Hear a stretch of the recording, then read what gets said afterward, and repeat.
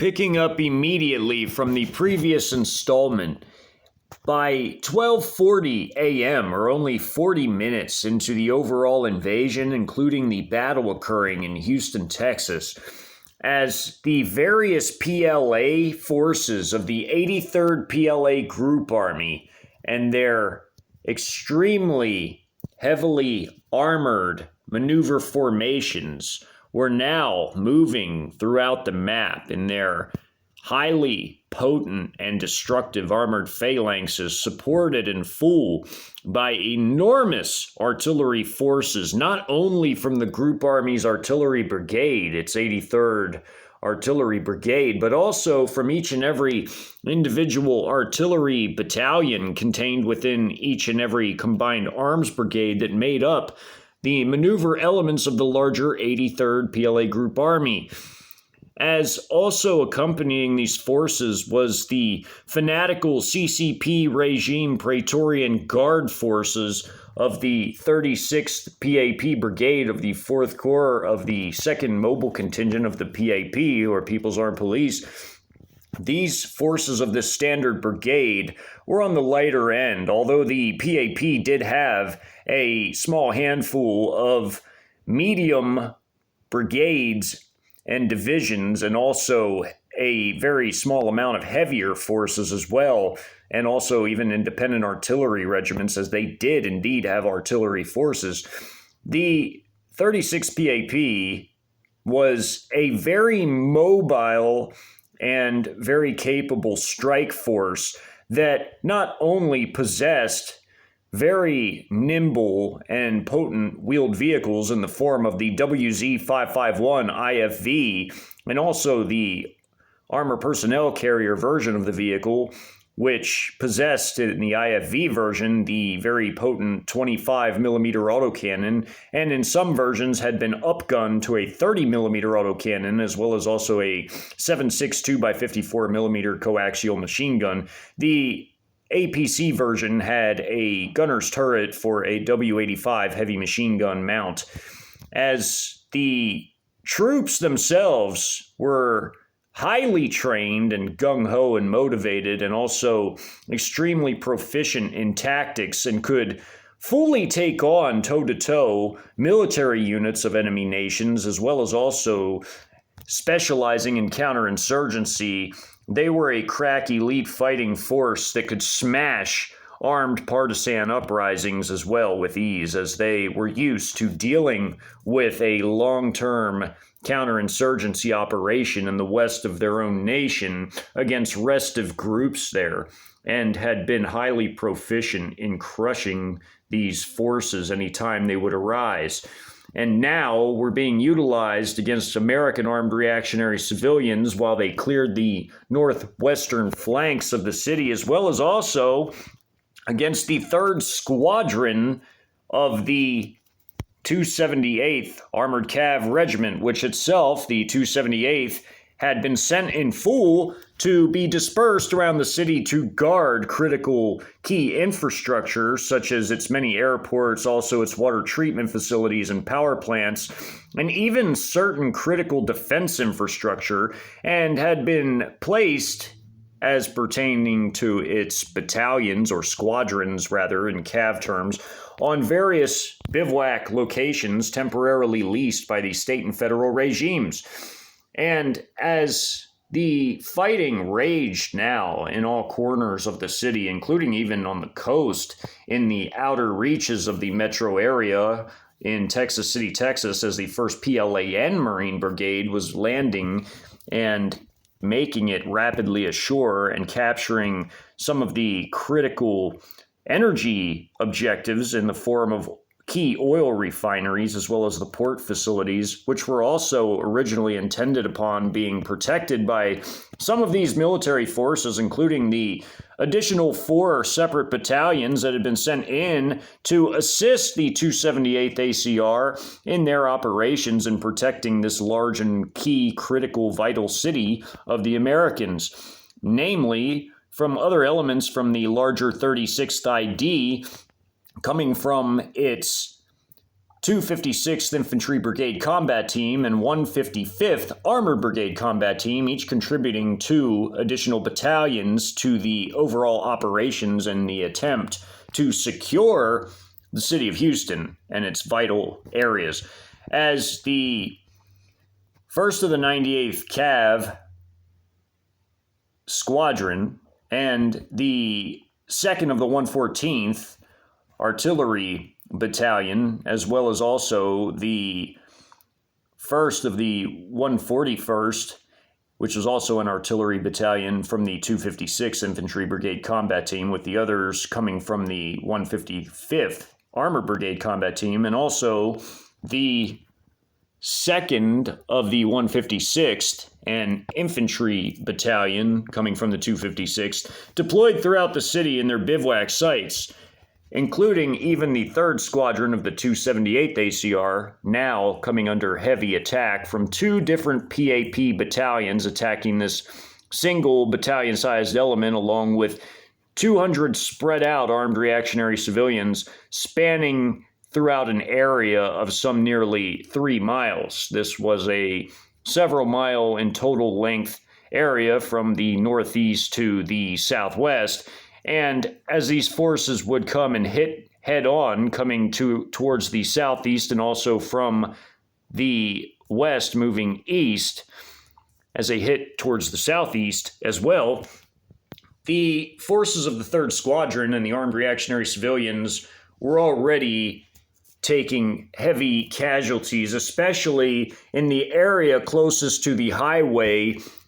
whereupon a large attack had already been conducted against these forces and their bivouac site by sea-fired cruise missiles, including YJ-18B submarine-launched cruise missiles, as well as CJ-10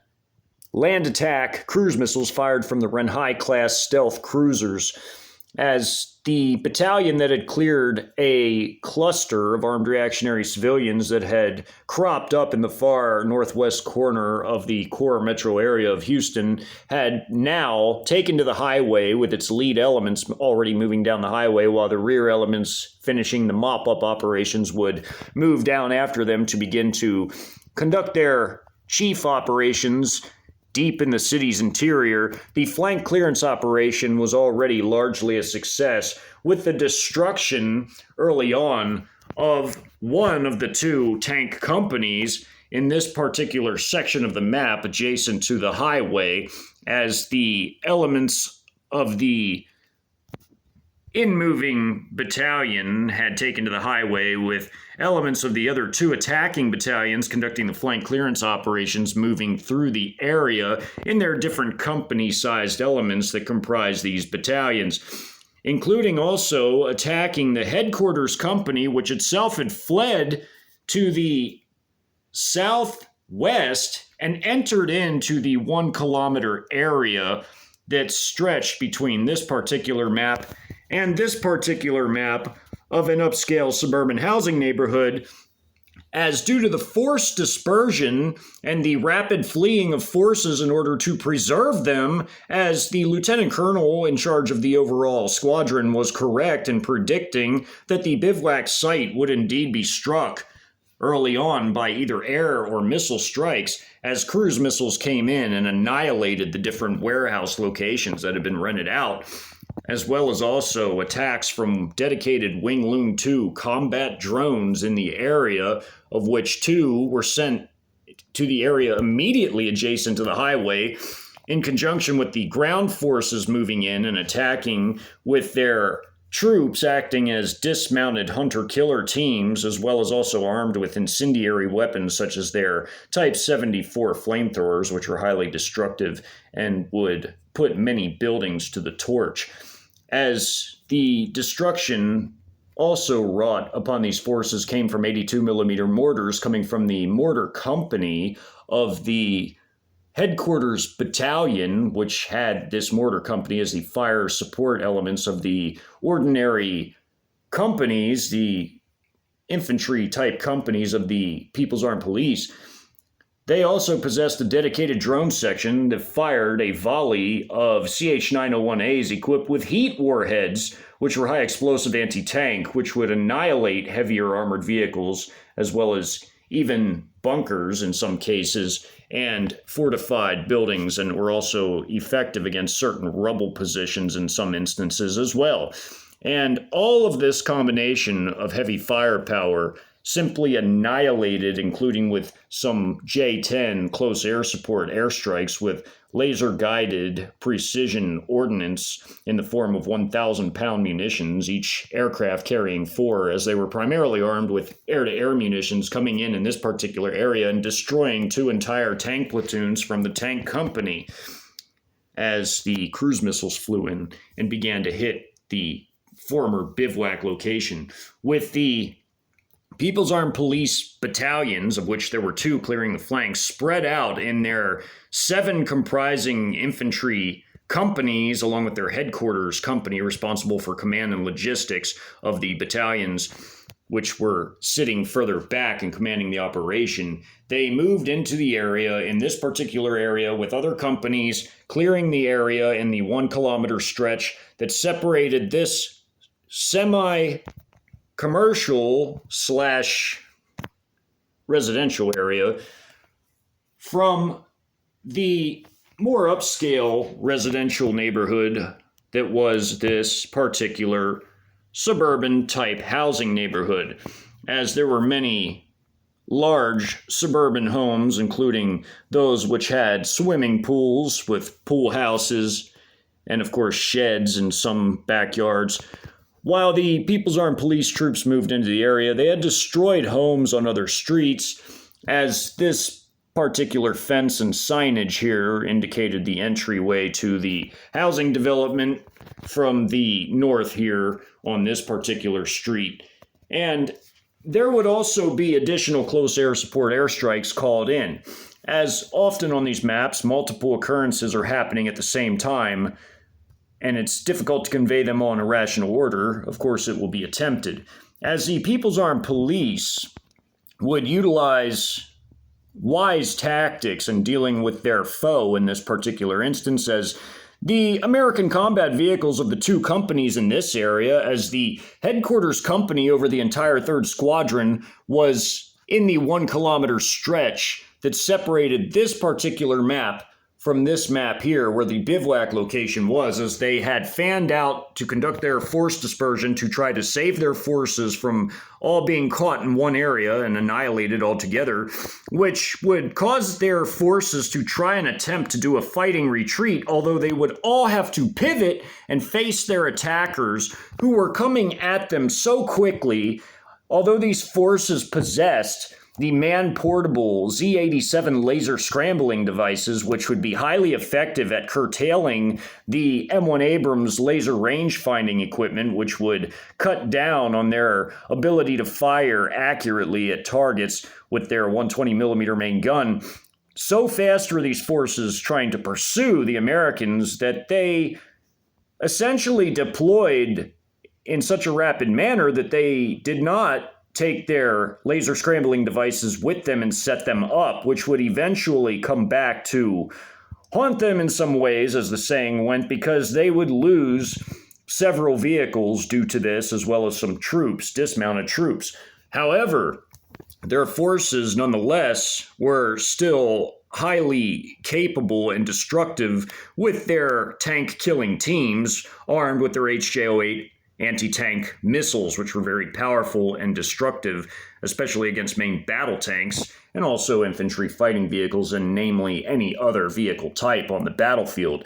And the close air support rendered by 2 additional J-10 fighters from the J-10 squadron coming in and dropping their 4 each of their laser-guided precision 1,000-pound munitions would annihilate platoons worth of vehicles between these 2 companies, the rifle company of the squadron and the other armored company of the squadron. As also loitering munitions would make their presence known, as 12 of the 48 loitering munitions fired alone would be participants in this map set on their AI targeting parameters as they moved into the area and sought out the most high priority targets as per their targeting parameters with their heat warhead combinations, as the other loitering munitions were also targeting the headquarters vehicles off map in the kilometer stretch between this and this map, as well as the loitering munitions that targeted the forces nearer to the bivouac site, as well as even the first volley of 48 also moving on to assist PAP forces in other areas dealing with strictly armed reactionary civilians, such as the 2 battalions in a separate battle to the direct north of this particular battle, who are encircling and destroying another group of armed reactionary civilians. The mortar fire would also be highly devastating against the American dismounted forces, especially in this area. As the People's Armed Police Forces and Americans clashed, the American armor was pivoting and on the move in this neighborhood. Their M113s were especially vulnerable, though, because these had the weakest armor of the armored vehicles on the battlefield, besides the MRAPs, which couldn't withstand but essentially small arms and some heavy machine gun fire if in the front of the vehicle and sides. But these M113s had a reputation of poor armor protection, and rocket-propelled grenades, especially scoring side hits, could easily destroy them and would be more than enough to annihilate the M113 vehicles, such as this one with the road wheels and track completely blown off and it's smoking and about to get hit by another RPG flying behind this house here, hitting it. And an HJ-08 anti-tank missile flying in from out of the picture over the driveway of this house, this garage, 2-door garage, about to slam into this one that's already been hit and immobilized and smoking. And this Abrams tank following behind this one is about to get hit by a Wing-Loon 2 fired CM502KG dual-purpose anti-ship anti-tank missile. And of course, this Bradley just got hit by an HJ-08 right here, smoking badly. Another rocket-propelled grenade round flying in towards this tank, even though it likely wouldn't do much to the Abrams. But if it hit the track, it could immobilize it. With these forces up here on the hill, this hunter-killer team, or essentially a dismounted squad with its anti-tank weapons, firing its HJ-08 down at this Abrams tank moving into this area, similar to the scene that was occurring right here with these 2 lead tanks at the opening of the map being destroyed by this squad in a line formation firing their 2 HJ-08s, destroying these 2 lead tanks at the opening of the map, with the tanks behind it ending up destroying 2 PAP vehicles they were able to see, as there were 2 of their WZ-551s, an infantry fighting vehicle version and an armored personnel carrier version of this platoon right here that's dismounted from their platoon vehicles, that would be hit because they could be seen over this low rolling hill right here. And there was a low rolling hill that separated them as they moved up into this area, but sat further back and were firing down and over their troops laying in the prone position at these vehicles here, because they could destroy the Bradleys with their very powerful 25mm autocannons, as the armor-piercing HE ammunition would definitely do the job, or the armor-piercing ammunition as well, and would tear through a Bradley's armor with relative ease, as the 25mm autocannon was a step up from the Bradley's 20mm autocannon, which itself was already a highly destructive weapon. And the 25 would prove itself time and time again against many different vehicle types. And although it wouldn't really do much to an Abrams, the dismounted troops with their HJ-08 anti-tank missiles were essentially relied upon to do that job in conjunction with the loitering munition strikes coming in, like this destroyed Bradley back here that got hit by a loitering munition sitting there as a smoking blackened hulk of metal. And all of it ISR directed from the quadcopter reconnaissance assets hovering and bobbing and weaving high above the battlefield, high and low if needed, to map the battlefield in real time and direct the fire, with the QJB light machine gunner right here on the end with the bipod and the drum, which had this drum mag, which had the belt-fed ammunition, which gave the squad light machine gunner a very high rate of fire, as the QJB 201 was a very rapid fire, high rate of fire weapon. It was a 5.8 by 42 millimeter light machine gun, just like the same caliber as the QBZ-95 rifles or the QBZ-03 and other types of rifles that are fielded by Chinese forces. There was a 35 millimeter grenade fired from a barrel of a soldier off the picture right here, being fired from approximately 200 meters away. This is a 35 millimeter grenade from beneath one of the rifle barrels of the QBZ-95s, as some of the men had the grenade tubes beneath their rifles. And these are rocket-propelled grenades with the smoke trails here and here. There's American troops taking cover behind the home on either side, trying to use it as temporary ad hoc cover and concealment for at least a time. And there's a technical of the armed civilians over here getting barbecued by a flamethrower, a Type 74, being fired from 45 meters away from somebody that was, as this vehicle's closer to the man wielding the flamethrower. And here's another HJ-08 being fired off the picture. And the movements of the troops, again, was all ISR directed and coordinated through AI systems. It's processed the ISR data and many other data fields all in real time and directed and advised the troops as well as on how best and where to deploy their weapons, which also cut down on friendly fire incidents because it calculated everything from ballistics and trajectory as well as blast radiuses of certain weapon systems, and also based upon positioning of the troops, where and when to utilize weapons and the angle and traverse of weapon systems in order to avoid friendly fire casualties while also maximizing the damage on the enemy forces. It's a turret gunner using his 50 cal right here. It's M2 50 cal. And there's a 240 Bravo being used right here, which is a 7.62 NATO machine gun. And this one and this one are about to be hit. But make no mistake about it, the Abrams as a combat vehicle was no slouch. It was a very capable military vehicle and had a very capable, effective fire control system and ballistic computer. And it also had an effective image intensifier and also night vision and thermal imaging and also its laser rangefinder, and was still, even though due to its age, was still quite a capable main battle tank indeed. And although it would fall prey to the myriad of different weapon systems used against it, including the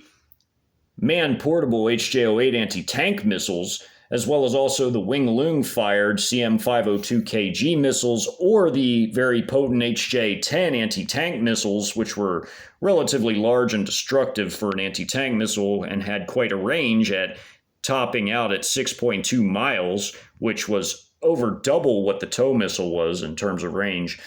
And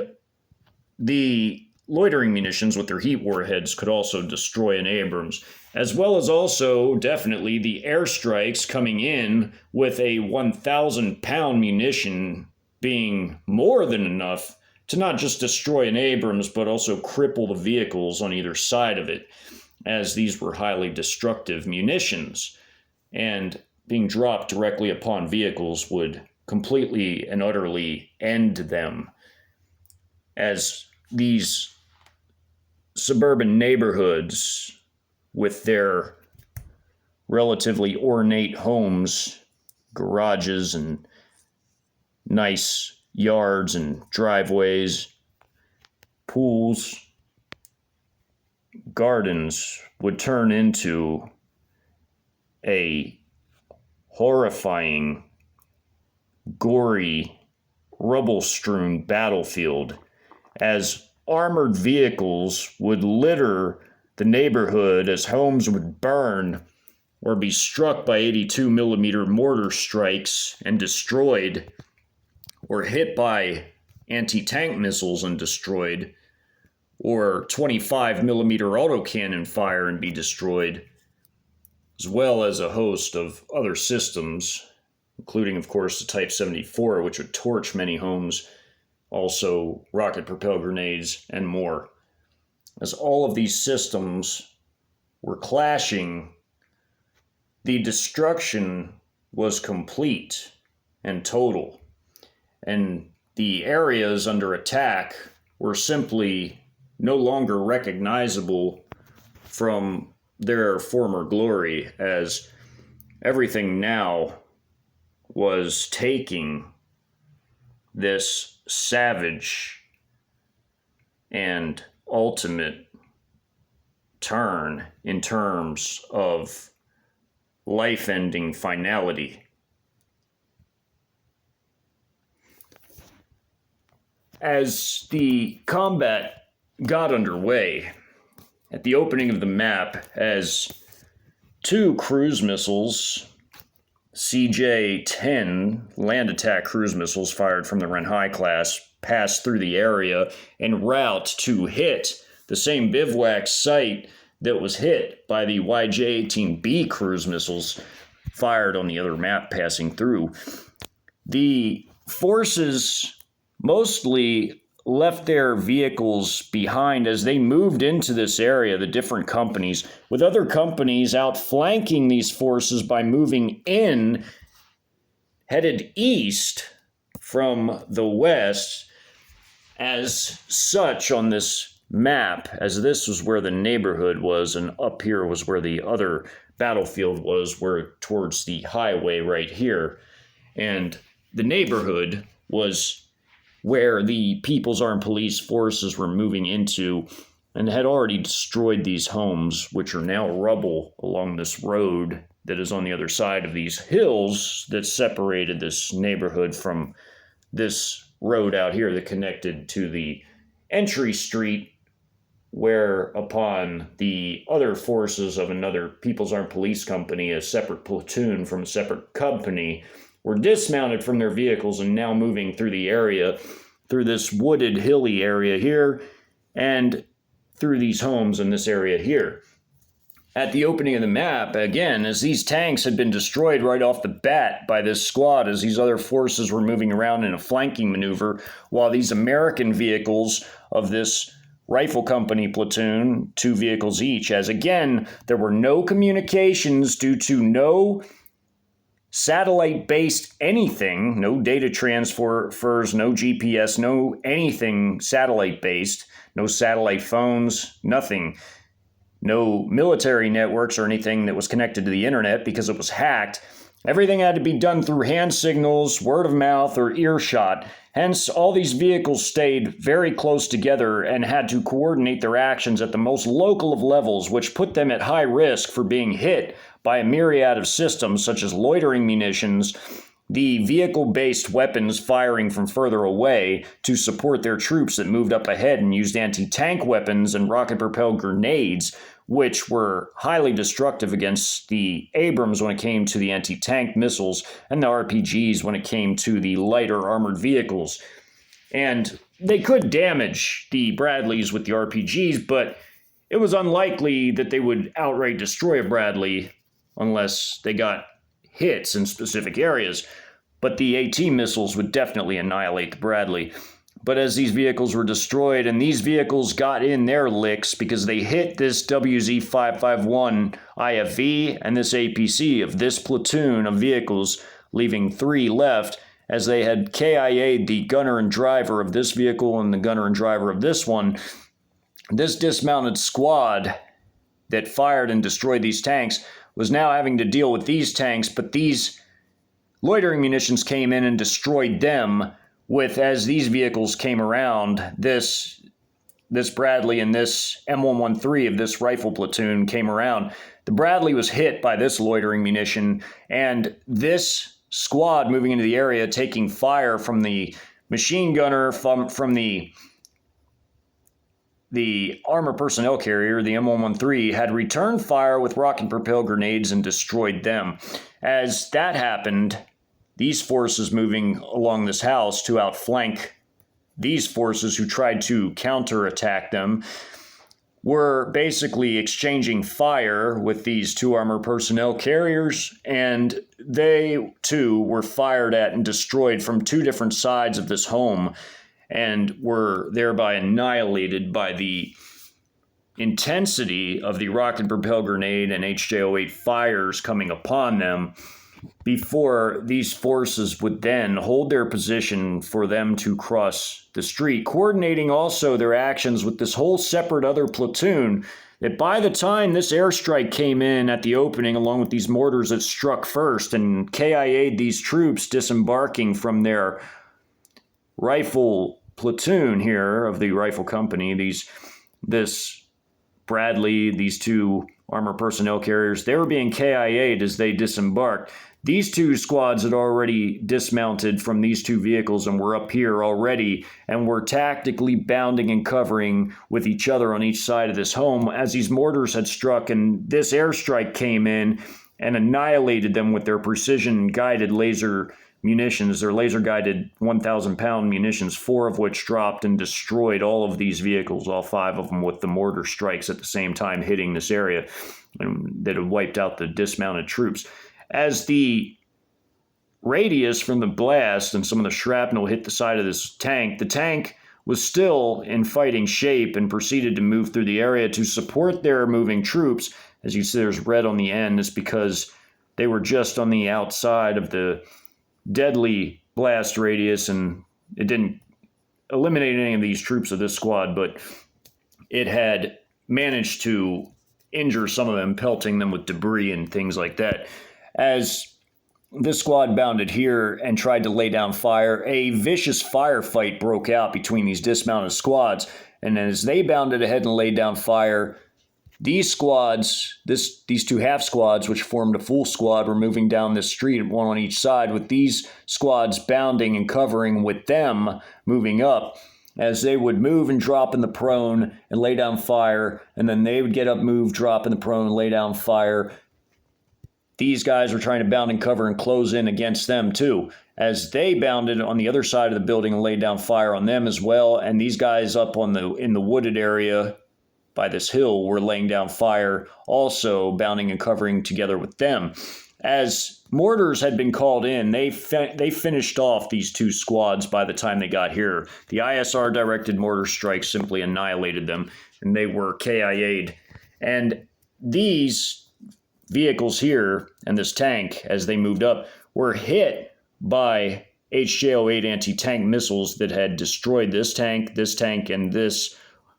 M113 armor personnel carrier, as these forces moving up also had their men wielding anti-tank weapons firing those as well at these vehicles that tried to sit back and offer resistance against the movements of these forces, which then, as these forces crossed here, led to them bounding up and taking position here, and these forces moved and held their position here, here, and here, by which point they continued to hold their position as their ISR assets searched the area for enemy forces, as there were armed reactionary civilians throughout this larger suburban neighborhood. While that was going on, and this fighting had basically wrapped up at the same time this movement and fighting was going on over here, these forces moved up here. They were now taking some fire back and forth between the headquarters platoon, which was now hit at the opening of the map by 3 loitering munitions with their heat warheads as these CH-901As came in flying over these properties here before hitting this command tank, and this Max Pro MRAP with a 50 cal. And these forces here were exchanging fire with them. They were in their wedge formations, their tactical formations, where they could respond two different sides, and they were firing at these forces as well as they got hit by the loitering munitions by the time they got here, as these forces were preparing to retreat, as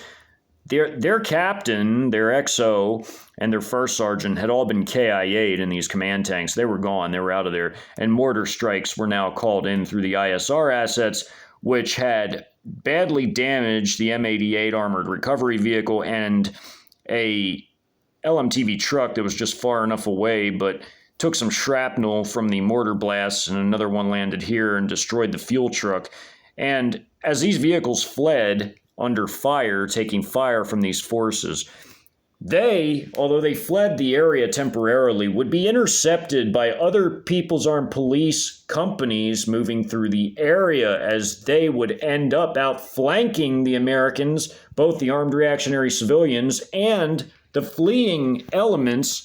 from these two companies that were taking a beating from the dismounted People's Armed Police troops, their vehicles, which were sitting further back and laying down heavy fire in support of their dismounted troops that moved ahead of them to screen their vehicles to protect them from the very powerful American vehicle-based systems. And also, they would take fire from the Winglung 2 combat drones, and including this one right here, firing 6 different missiles, firing their HJ-10s, one at this Bradley, one at this tank, at the same time that these vehicles are being hit by these 4,000-pound munitions at the opening of the map. These strikes are happening at the same time, as again, it was not at all uncommon for multiple systems to hit the same targets in this particular invasion, because there were so many different weapon systems in use against so many different targets that the effects were that devastating that multiple systems would hit the same thing. It was a common occurrence, in other words. And as this tank was moving into position early on and beginning to engage with these forces across the street, along with this M113 moving into the area, rocket-propelled grenades had destroyed it by the time it moved alongside this house. And as this squad that was dismounted from the M113 moved in here into this house, a mortar strike had been promptly called on the house through the ISR assets, quadcopter recon drones, radioing in the exact coordinates of the home, thus having a mortar destroy it and wipe this squad out. As the rocket-propelled grenades destroyed the M113 that moved into the area here, as these squads from this platoon that had by now lost 2 vehicles as well as 3 of its troops to fire from the Bradley from its 20-millimeter autocannon, which annihilated these 3 troops, but they responded with the anti-tank missile and destroyed it, along with the CH-901A as well, hitting it also at the same time. The tank moving into the area was trying to open fire at enemy forces, but the troops were moving relatively quickly. And again, they could have deployed their Z-87 laser scrambling device, which was man-portable, but they just simply didn't do it because they were trying to move as quickly as they could. And although the troops were moving extremely fast and they were difficult targets to really lock onto,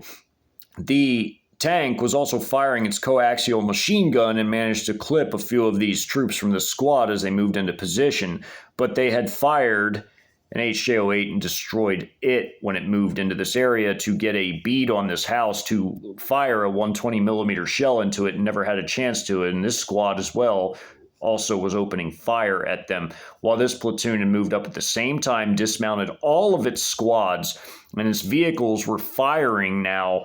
in heavy support against this tank that moved up here while these troops were moving into position. At the same time this mortar landed, this tank had moved up and fired at and destroyed another of the armor personnel carriers with a 120-millimeter gun, but they returned fire and destroyed the tank with an HJ-08. And of course, there were more loitering munitions coming in from this wooded area behind these 2 destroyed homes on the street. There were 2 loitering munitions here and one here that were moving into the area and were scouring the area for enemy vehicles. And although by now these vehicles had been destroyed as they had moved into position, these loitering munitions would absolutely not go to waste and would eventually hunt down enemy technicals in the form of what the armed civilians had, or some of these fleeing few military vehicles that had fled the area with some of the logistical troops that survived the mortar strikes, the loitering munition strikes, as well as also anti-tank missile strikes and rocket-propelled grenade strikes that had been levied against them. As, again, these HJ-10s and CM-502KGs fired by this Wing Loon combat drone here had flown through the area and hit vehicles that also got hit by these laser-guided 1,000-pound munitions. Some of these missiles also were hitting armed reactionary civilians to assist the PAP forces coming in from the flanks, moving east. As this CM-502KG annihilates this house with all these armed reactionary civilians that were bustling, moving in and out of it, as there was confusion and panic due to all the explosions and the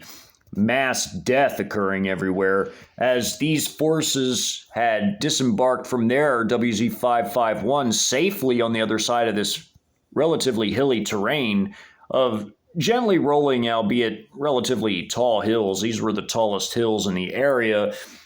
right here. And although these were relatively high as well, these were all gently sloping hills and not really steep. And although these forces bounded and covered tactically uphill and down and moved into the area with great precision and engaged and annihilated from the relative cover of the hilly terrain in the prone position, these squads, as they moved into the area, the squads were more focused here on firing at these vehicles and these squads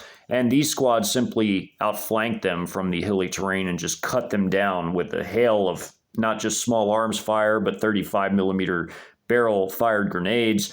Their anti-personnel rocket-propelled grenade rounds, HJ-08 anti-tank missiles,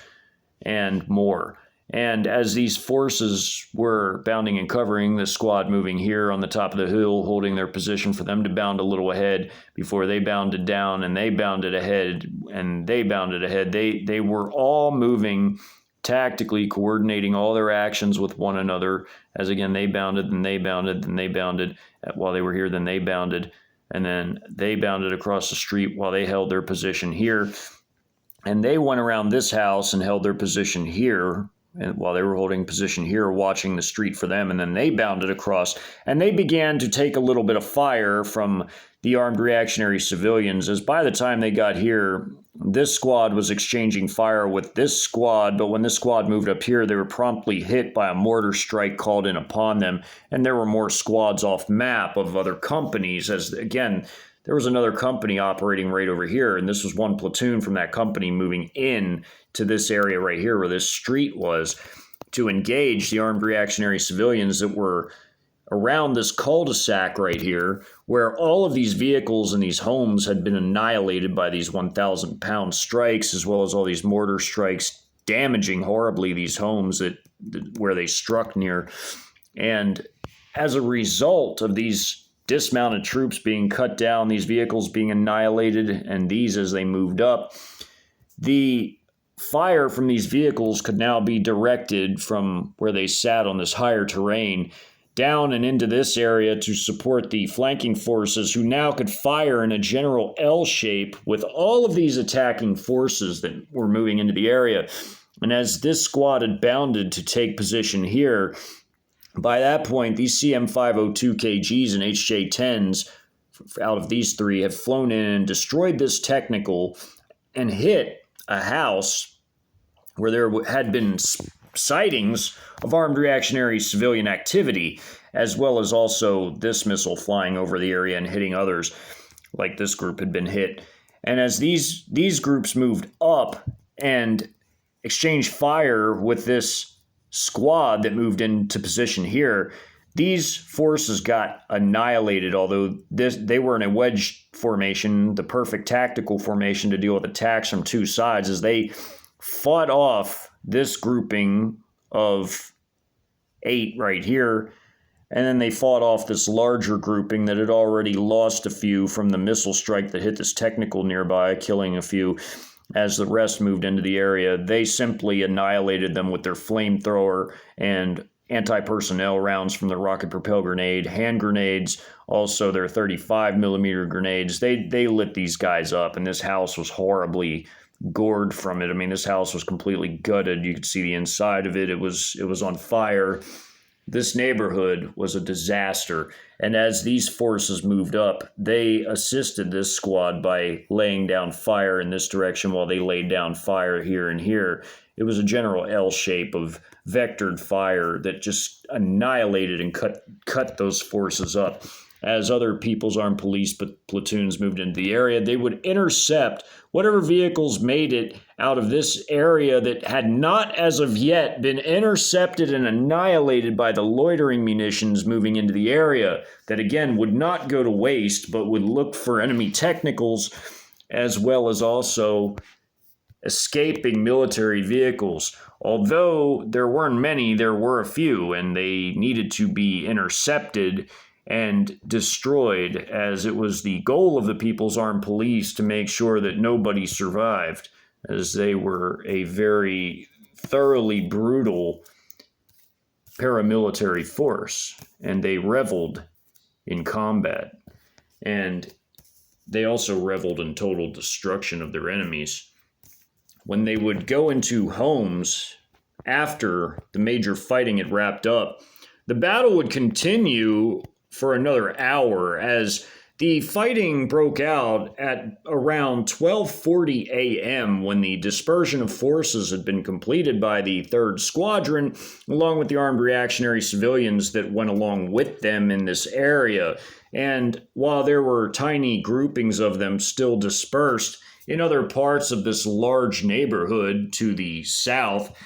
they would all be savagely hunted down and thoroughly wiped out. And the houses they hid in would be largely torched in the same manner that this instance is occurring right here, with this Type 74 flamethrower torching this home, and armed reactionary civilians running out on fire and getting cut down as they try to flee because they don't want to be burned alive, and the forces were just waiting for them and would ambush them tactically, utilizing different tactical formations as it pertained to any given situation. And, of course, having heavier weapons and also hand grenades would make the elimination of these types of enemies all the easier, as all they had was small arms at this point, and it was so early on, the likelihood of any of them having anything like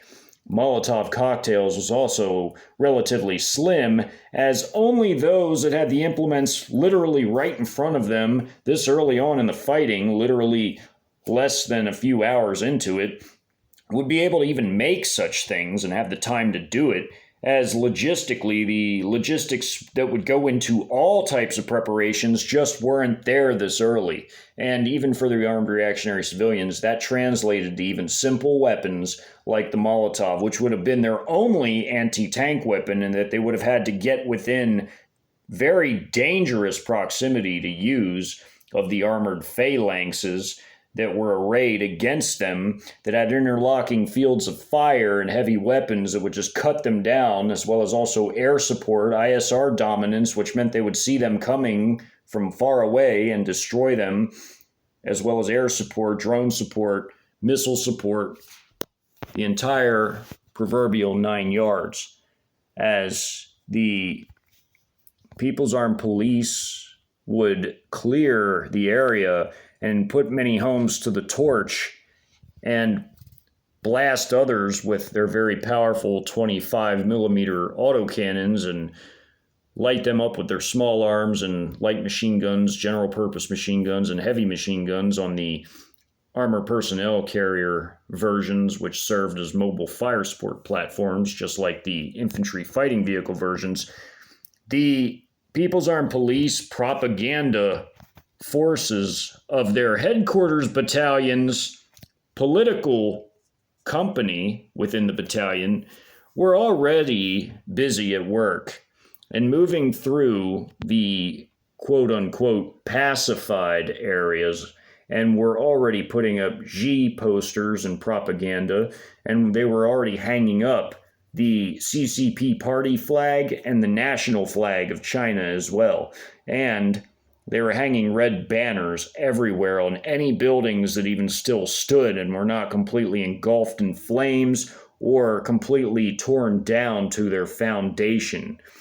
as in any buildings that hadn't been completely razed to the ground by this point would be draped in red and propaganda and CCP party flags and also national flags of China. The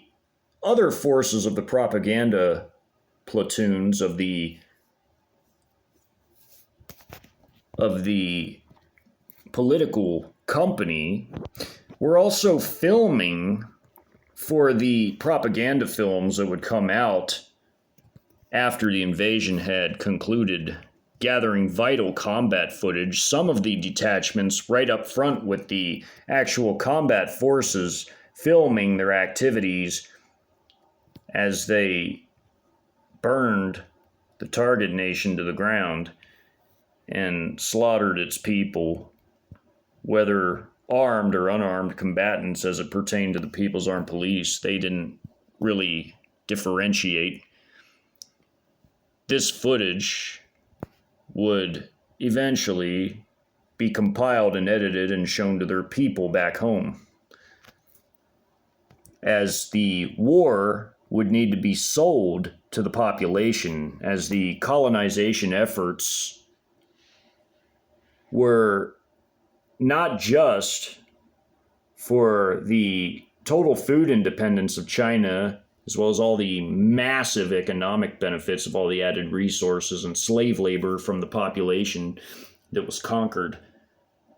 but it was also for the glory of Xi, and he wanted his people to be on board with everything that he and his coalition he had built had been undertaking. As in any war, popular support is always of the utmost importance to mobilize a full nation behind you, especially the biggest nation on earth in terms of population, only tied with India, as well as also industrial base, by far having the single largest industrial base on the face of the earth, including military industry by a massive gulf, as well as the biggest single technological base on earth, most gold and precious metal holdings on earth, and the biggest real economy with any sense of a backbone to it on earth. And mobilizing all that behind him with all the added resources and food independence was critical in the mind of the absolute ruler of China. New China had to be sold to the people as a place to move to colonize and set up shop. And the red zones would be the first place on the list of new places to move in the new colony. And within Houston, the main red zone would be within the downtown area, but downtown would have to be captured, and the People's Armed Police forces that moved down 249 would play a vital role in that action, as they would strike fast, deep, and hard into the center of the city and root out all reactionary elements, as in the armed civilians that would contest the invasion forces and try to defend the area, as well as also any remnants of any military forces and even American paramilitary elements like their alphabet paramilitary SWAT-like elements and more. The People's Armed Police would be the proverbial combat dental floss and really get in there and root out the proverbial plaque between the teeth that would be the rubble-strewn streets of the horribly shell-damaged and now airdrop munition damaged from the heavy Tu-22M bomber squadron rubble piles of the city, as patches of the city were completely left in abject total ruination, while others, as of the moment, had been relatively untouched for the time being, but would be scarred by the war sooner rather than later. And it wouldn't be the end for the American population. No, it would just be the beginning of a horrendous and highly destructive war, as this would not be an easy war by any means, and it would last many years and many, many more lives be extinguished, as more and more bodies would be demanded for the fight to feed into the meat grinder that would be the uprising and partisan insurgency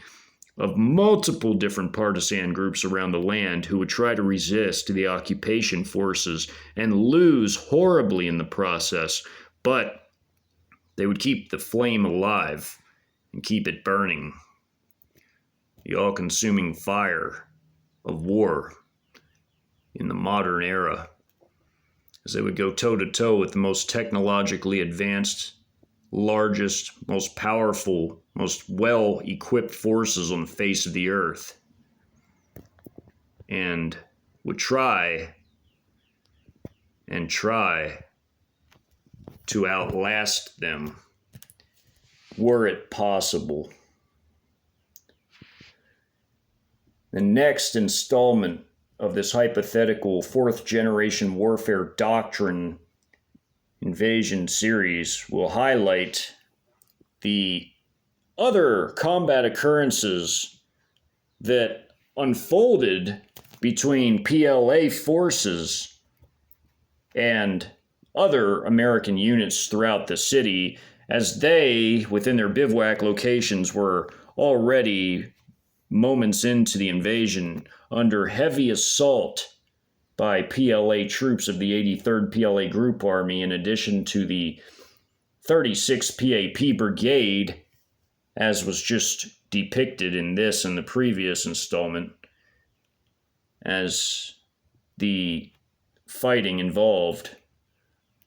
multiple different regular Army forces, paramilitary forces, and naval forces in the form of the 1st PLAN Marine Brigade, as they were storming ashore and taking the coastal areas of the city in Texas City, Texas, and also by proxy Galveston. As fighting elsewhere in the city raged, American forces were finding themselves rapidly cut off and being destroyed by the minute. The support forces, in particular, of the support squadron of the 278th ACR were under a withering assault, along with a outcropping of armed reactionary civilians that had appeared with them by PLA forces of both the 113th Combined Arms Brigade, as well as also the 58th Combined Arms Brigade, both operating in this general area of East Houston. More to come in the next video.